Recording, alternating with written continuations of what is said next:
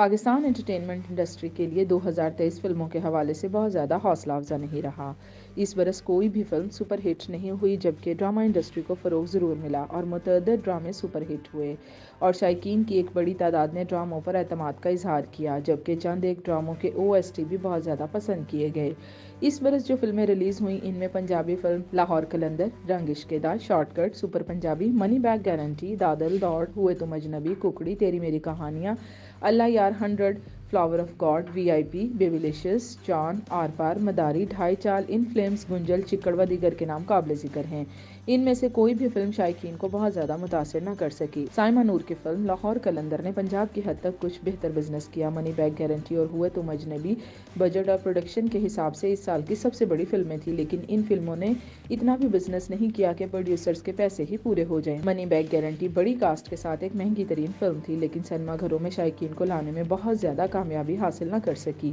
ہوئے تم اجنبی کو شائقین نے بالکل ہی رد کر دیا۔ معروف اینکر کامران شاہد کی بطور ڈائریکٹر یہ پہلی فلم تھی۔ ان کی ڈائریکشن کو تو پسند کیا گیا، لیکن فلم کی کہانی کافی کمزور ثابت ہوئی۔ میکال ذوالفقار ان دونوں فلموں میں مرکزی کردار میں دکھائی دیے، جبکہ منی بیک گارنٹی کے کو پروڈیوسر بھی تھے۔ فلم تیری میری کہانیاں میں 3 مختلف کہانیاں تھیں، لیکن اس تجربے کو بھی شائقین نے بہت زیادہ پذیرائی نہیں دی۔ فلم آر پار، جس سے معمر رانا کی بیٹی رانیہ نے اپنا فلمی کیریئر شروع کیا تھا، لیکن وہ بھی شائقین کو زیادہ متاثر نہ کر سکی۔ ٹی وی اور تھیٹر کے کئی فنکاروں نے فلموں کا رخ کیا، لیکن کوئی بھی متاثر نہ کر سکا۔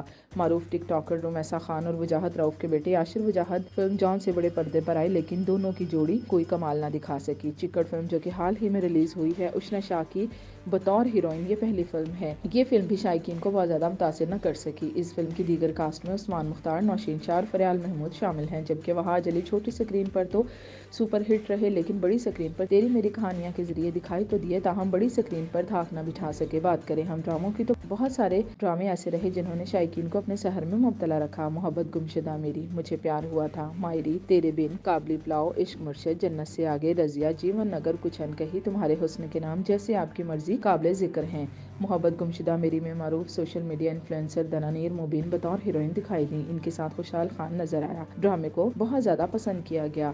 تیرے بن میں وہاج علی اور یمنا زادی کو ایک ساتھ پسند کیا گیا۔ گو کہ اس ڈرامے میں بہت ساری چیزیں قابل اعتراض رہیں، لیکن اس کے باوجود شائقین نے دیوانہ وار اس ڈرامے کو محبت دی۔ اس ڈرامے کو اس قدر پسند کیا گیا کہ ڈرامہ میکرز نے تیرے بن 2 بنانے کا اعلان کر دیا۔ کچھ انکہی ایسا ڈرامہ رہا جس میں سجل علی کو بہت پسند کیا گیا۔ کہانی تو اچھی اور منفرد تھی، لیکن سجل علی کو ان کے مداحوں نے بہت زیادہ سراہا۔ سجل علی ایک ایسی اداکارہ ہیں جو جب بھی ٹی وی پر آتی ہیں ان کے مداح ان کو بے حد پذیرائی دیتے ہیں۔ مائرے چھوٹی عمر کی شادی کے موضوع پر بنا ہوا ڈرامہ تھا، جس میں آئین آصف نے نہایت ہی عمدگی کے ساتھ کردار نبھایا۔ ڈرامہ سیریل عشق مرشد، جو کہ ابھی آن ایئر ہے، اس میں بلال عباس اور درِ فشاں کو ایک ساتھ بہت پسند کیا جا رہا ہے۔ اس کا OST اس وقت سپر ہٹ جا رہا ہے۔ OST کے بول ہیں، تیرا میرا ہے پیار امر، تمہارے حسن کے نام ان دنوں آن ایئر ہے۔ اس ڈرامے میں صبا قمر اور عمران عباس کی جوڑی کو تو سراہا جا رہا ہے، لیکن اس کی کہانی منفرد ہونے کی وجہ سے شائقین کو اپنے سحر میں مبتلا کیے ہوئے ہے۔